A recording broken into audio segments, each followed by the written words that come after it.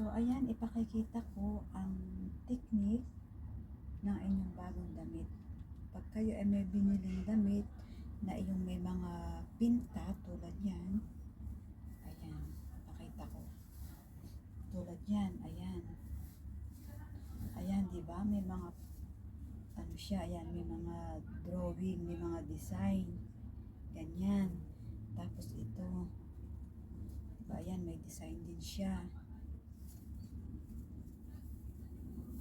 Ito ang gagawin ninyo para hindi mawala yung design niya, hindi maluma. Ito ang ginagawa ko dati pa.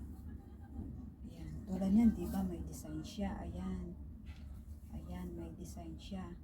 So, ang gagawin nyo lang, tulad din yan.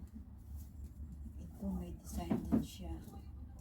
Ayan, di ba, may design din siya. So, ang gagawin ninyo, pag kayo ay bumili, ayan, meron pa siyang, ayan, di ba, tag, bago pa to. So, ang gagawin ninyo para hindi siya masira, yung pinta niya, yung kanyang design, so, yan ang ginagawa ko. Binabaliktad ko siya.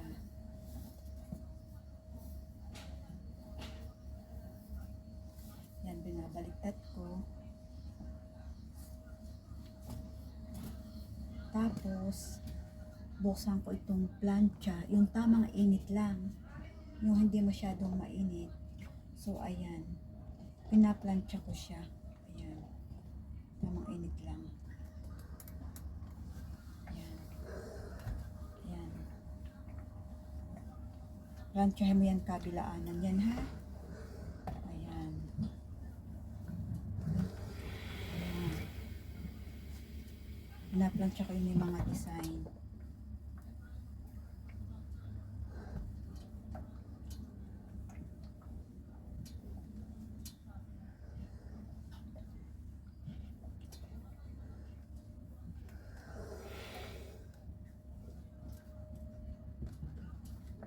Ito ay binili ko para sa apo ko. Pajama. Ayan.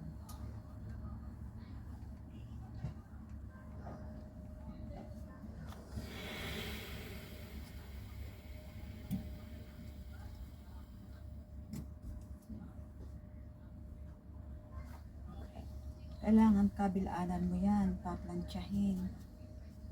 Ayan.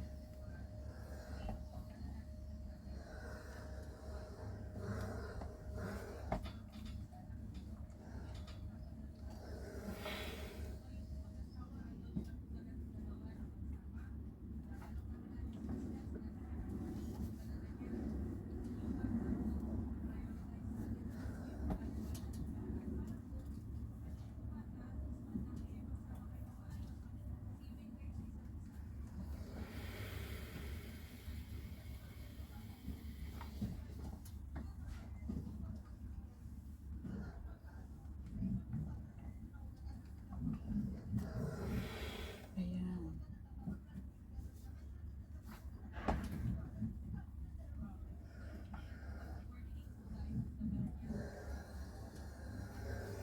So, ayan ang technique.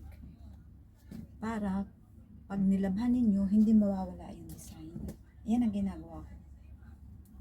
Basta may binili akong bagong damit na may mga design. So, ayan ganyan. Para yung kanyang design ay hindi nawawala. Kahit labhan ninyo, hindi nawawala. Ayan. So, ayan. Yan ang gawin ninyo mga kamaos. Basta bumili kayo ng may design. Okay. Bagong kaalaman.